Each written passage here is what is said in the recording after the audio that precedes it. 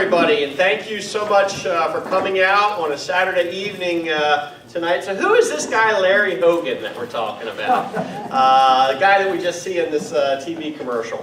My job, it's a great honor to introduce a very good friend of mine who is going to be the next governor of the state of Maryland. Larry Hogan.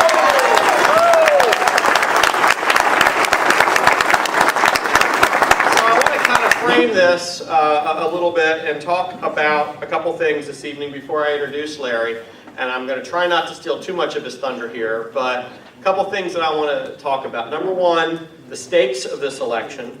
Number two, the numbers about how we can make this happen. And finally, a little bit about the guy himself. So let's talk about the stakes. I think Larry's going to talk to you tonight about the 40 taxes. He's going to talk to you about the $10 billion worth of new taxes. He's got that covered. The one number that I'm going to take before we even get to that is the fact that a Gallup poll says that 47% of the citizens of this great historic state that we know and love, 47% would leave the state of Maryland if they were able. How does somebody who has been lieutenant governor for 8 years run for office for governor, saying that he wants to be governor, when 47% of the people want to leave the state? I don't see it. The cost of government has gone up. Regulations have gone up. In order to start a business, it is so difficult for people.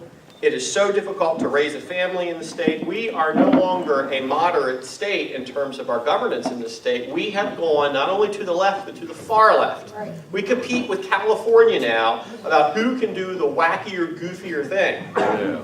We have got to turn that around, folks. That's the stakes for this election. That's why you're here. That's why you are dedicated to Larry Hogan, to Dan Bongino, to all the candidates that are here in this room. So let's talk a little bit about a history lesson here.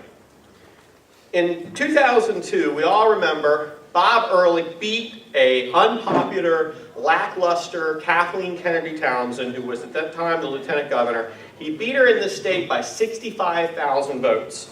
It was 51.5% to 47.6%. 65,000 votes. 5,000 of those votes came from here in Washington County. That is definitely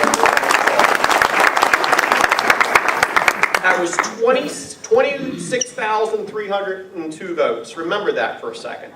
Because in 2010, something quite the opposite happened. The Democrats learned their lessons. If anything, they are good at what they do in terms of rallying their votes. And what they did is in 2010, they defeated Bob Ehrlich 58% to 37%. And Bob Ehrlich only got 21,500 votes out of Washington County. We cannot let that happen again. We must have those 5,000 votes. So how are we going to get those 5,000 votes? How are we going to get those 5,000 people to show up on Election Day and be part of the 100,000 or so votes that Larry Hogan's going to win by? Here's how we do that. You all are here tonight. I'm sure that you're going to vote early, you're going to vote absentee, you're going to vote on Election Day. That's wonderful, and thank you so much for that. But we need to make sure that you tell your friends, that you tell your neighbors, that you tell your coworkers, that you tell the people that you go to church with, the people that you see in the grocery store. We have got to get out, because if we don't have that margin, then we're back to where we were in 2010. The good news is this is not a 2010 election. This is a 2002 election. We have a lieutenant governor that has surrounded himself by his handlers, that won't answer press questions, that won't interact with people at the debates, and we have quite the opposite in Larry Hogan. So let me talk just a little bit about Larry Hogan and why I'm supporting him, why I know you're supporting him, and why you should tell your friends to support him. You've seen the ads on television. Aren't they the most despicable, I'm talking about Anthony Brown's now, aren't they the most despicable ads that you can imagine? Despicable.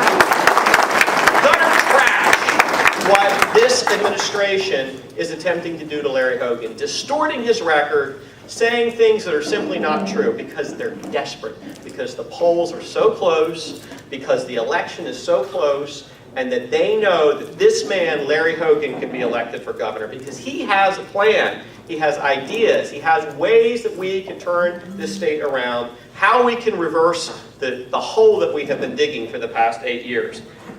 I'm going to say one of the things that I've always admired about Larry, and what you saw tonight, what you saw throughout his campaign, is Larry will personally work a room. He will introduce himself to every person in that room. If you haven't seen him yet, make sure you see him by the end of this, because that's who he is. He's one of the friendliest men that I've ever met in my life. He's gregarious, he's funny, he's got a positive outlook. And folks, that's what we need. We need somebody like that who can be the salesman for the state, who can get things moving again. So I appreciate everybody being here. I appreciate the Center Committee, for Liz, for all the Planning Committee and what they did in pulling all this together. And it is now my great honor and privilege to introduce my very good friend and the next governor of the state of Maryland, Larry Hogan.